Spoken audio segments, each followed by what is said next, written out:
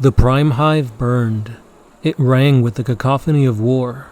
The ground shook until shattered glass jingled and rubble danced.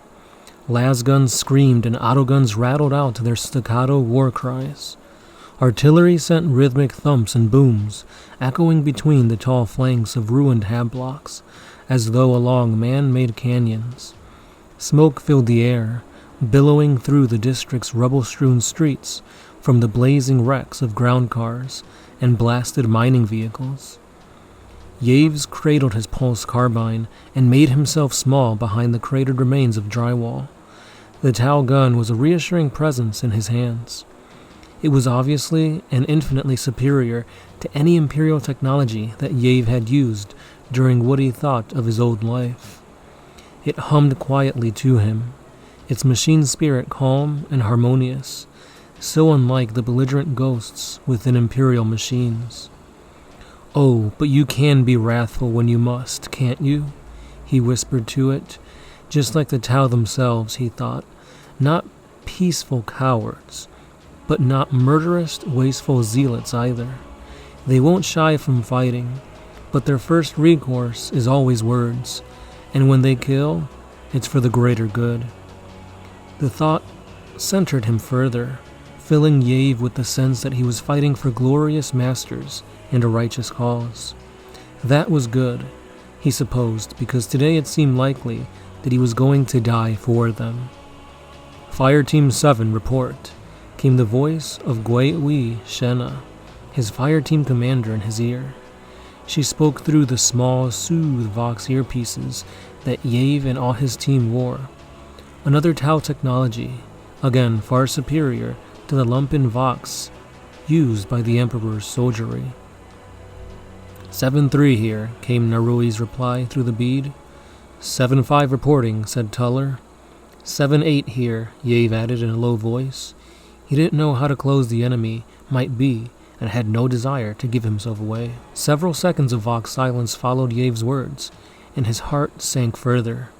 Only 4 of them left now, and the rout was done. Worse than he'd feared. From the oath she breathed before speaking, Shenna felt the shame. "We commend the souls of our fallen to the care of the greater good.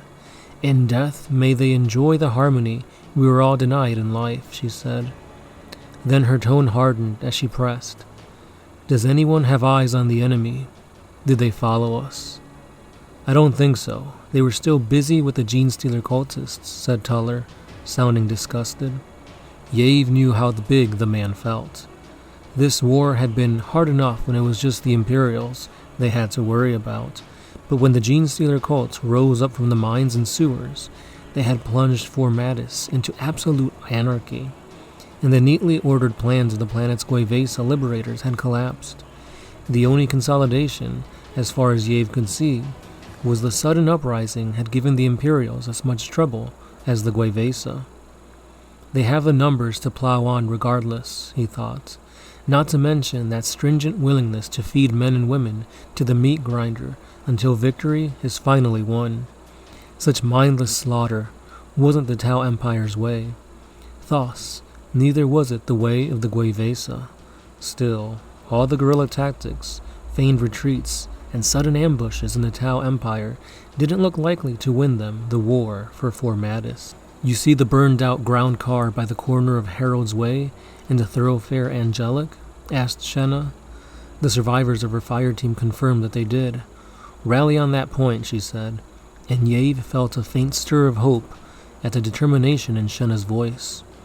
It was banished a second later as combat aircraft shot overhead, fast and low, and left a rippling string of detonations in their wake. Fire rose beyond the ruins in a nearby street. Human voices screamed in terror and pain, and Yave had no idea whose side they were on. Their heart thumping, they forced themselves to lunge out from cover and run. It was so blackened and blasted that he couldn't tell where he was.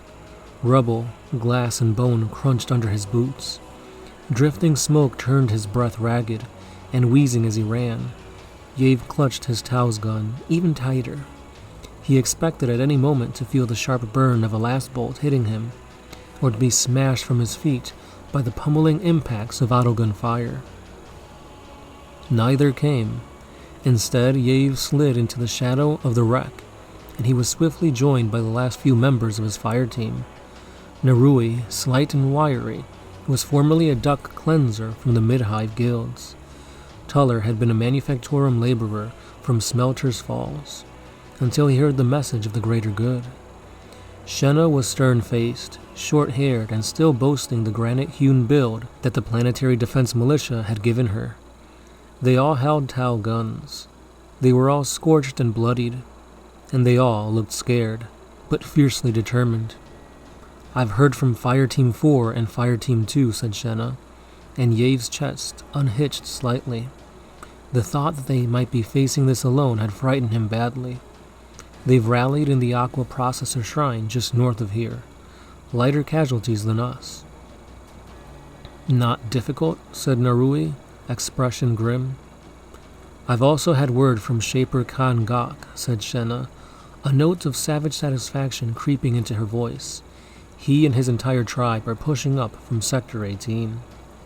Kroot, that'll put fear in the Tauvan into these bastards, said Yave, feeling a victorious delight of his own.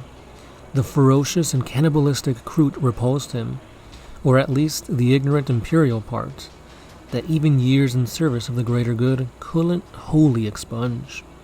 Still, so long as the aliens were tearing into the enemy apart, rather than him, Yave was more than happy to call them allies. Not unless we can hold the Imperial push long enough, Shenna replied. Spotter drones confirm multiple armor squadrons amongst the Vostroyan advance, and if they make the Triumph Way before Gangkok, he can get his tribe across it, then they'll turn the place into a shooting gallery. How do we stop tanks? The drones have identified weak points in the armor seals at the rear of their turrets and engine shrines. Pulse rounds should punch through with enough persistence, said Shenna. Also, there's these. Carefully, almost reverently, she spilled a small cluster of orb-like devices from the pack. Each was roughly the size of a human fist. Electromags, spirit banishers, said Naori, wide-eyed with recognition. That's right, and we don't have many, so for the love of the greater good, please don't waste them. Yave attached his 3 electromagnetic pulse grenades to his belt, with the same care he'd once taken handling his machine-stamped tripod of the Emperor, the Primarch, and the High Lords. Not just us handling them either, is it? Yave said. A fresh squall of gunfire erupted from the neighboring streets. He heard harsh voices below, wild slogans as explosives crumpled and automatic weapons thundered. Down with the Imperial oppressors. Slay the unbelievers. The Star Children are watching. Ascension is at hand. Those deluded lunatics might actually be use for once, said Shenna. They can shout about their heretical gods all they want, so long as their guns do the work for the greater good. Now let's go.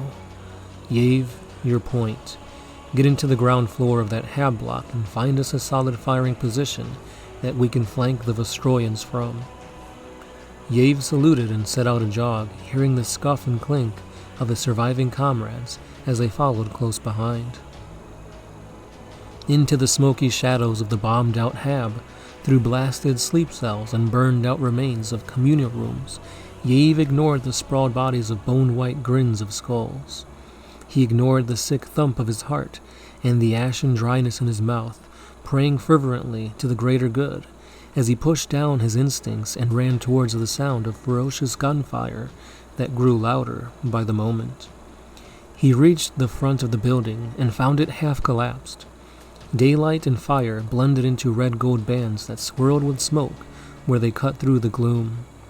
Yave ducked in behind the fallen and decapitated statue of Saint Truculus, the Unwilling, and got his first proper look at the fighting in the street beyond. Hard to believe that an hour ago our defense line had a firm hold of this sector, he thought. The blasted remains of the Guevesa defensive positions were still visible, all amongst the rubble and ruin, and the strewn bodies of those who had sought to hold them. They had put up a fierce fight against the Vostroyan advanced elements, but when the Genestealer cultists had emerged unexpectedly from Sector 12, The Guevesa had found themselves pincered between the stolid, well-equipped Vestroyans and the rugged mining vehicles and mutant fanatics of the cults. The results had been as predictable as they had been bloody. The greater good can still prevail, thought Yave, as he watched fur-headed Imperial Guardsmen pouring las bolts and heavy weapon fire into the advancing Genestealer cultists. Mining trucks exploded as they were pierced by missiles or rattled with armor-killing shells. Demolition charges and beams of mining lasers answered, hurling loyalist bodies through the air and reducing ever more Vestroyans to corpses. As his ear caught the bowel-loosening rumble and squeal of advancing tanks, Yave turned to stare down into the street. Even as the first Leman Russ hove into sight through the smoke, it fired its main gun. The shell whipped down the street, leaving coiling trails in the smoke behind it. It bit deep into the hull of an armored prospecting buggy, then detonated. The vehicle's torn remain cartwheeled through the air and crashed into the ruins. More tanks were moving up now, grinding over rubble and bodies, rendering all beneath their tremendous weight to mere pulp. Mustachioed commanders leaned from their turret hatches, pointing and yelling orders as they eyeballed their targets. More thumping booms, more whistling shells, and more fiery blasts. Now the tank's heavy bolters were opening up too, with a relentless chug that shook Yave's lungs. "Oh, throne," he breathed, forgetting himself. A quick, guilty glance revealed that his three comrades looked as horrified as he, and had fortunately missed his slip of the tongue. Old habits seemed to die hard. The Genestealer cultists should have been withering before the firestorm. Instead, they redoubled their efforts. Missiles flew from shoulder launchers, and suicidal cultists hurled mining charges at the tanks, before bolt shells turned them to red mist. Explosions rocked the battle tanks, shredding the right flank from one and setting another ablaze. Still, they came on. Yave forced his mind to unlock and his limbs to work. He raised his carbine sighting as best he could on what he thought might be wielding seams on the turret of the nearest tank. The pulse carbine sang as he fired it, each devastating bolt of energy leaving the gun without sightless recoil or heat. The shots flew true despite Yave's fear, but though they would have cored out a Space Marine's chest cavity, the pulse rounds only splashed from the Leman Russ's armor with harmless futility.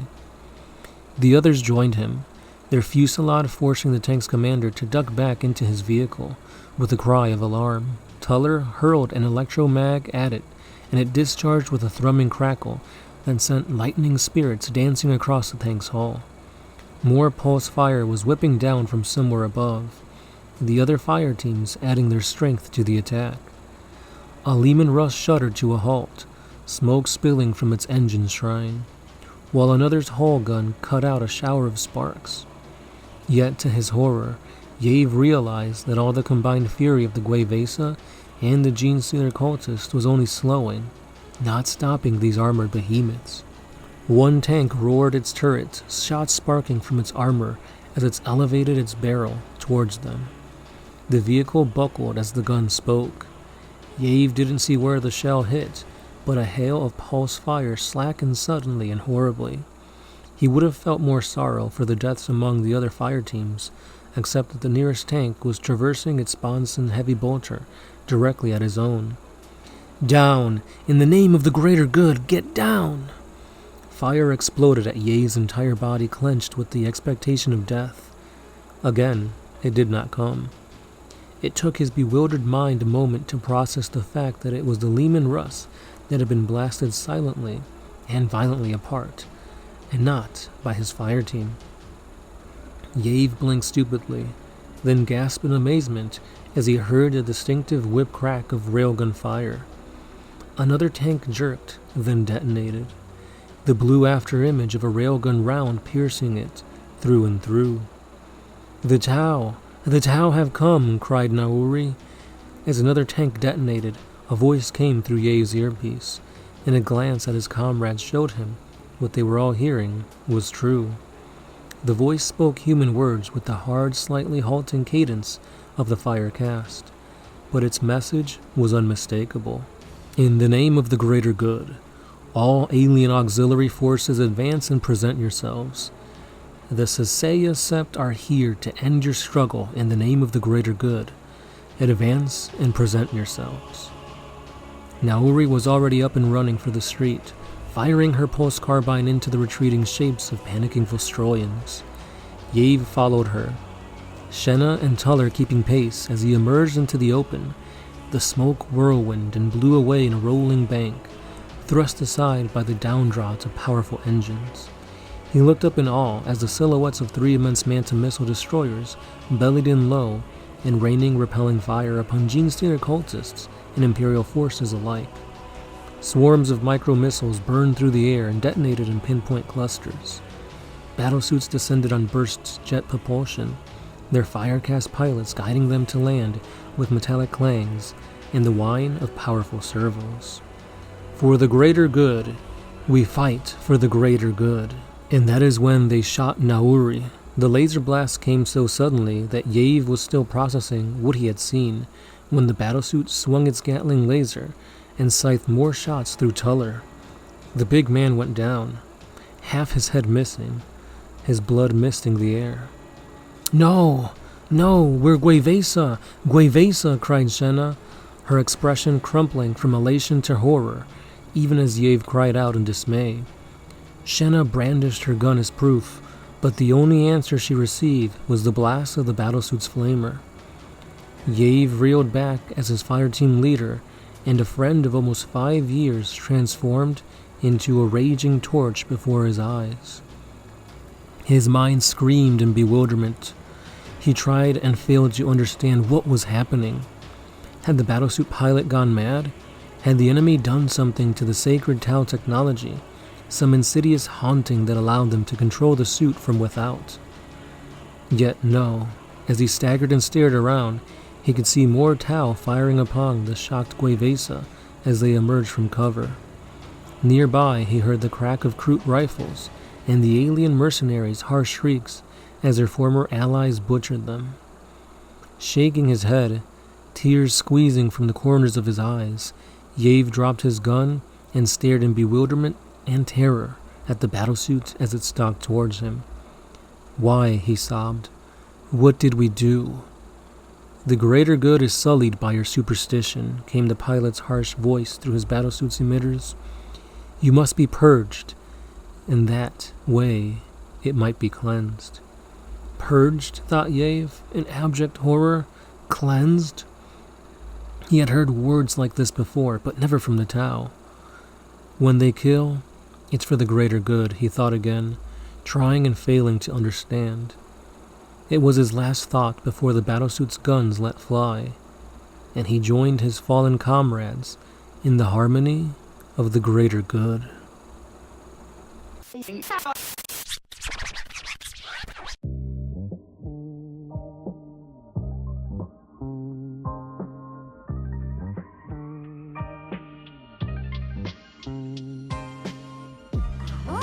used to put my freedom first in any situation.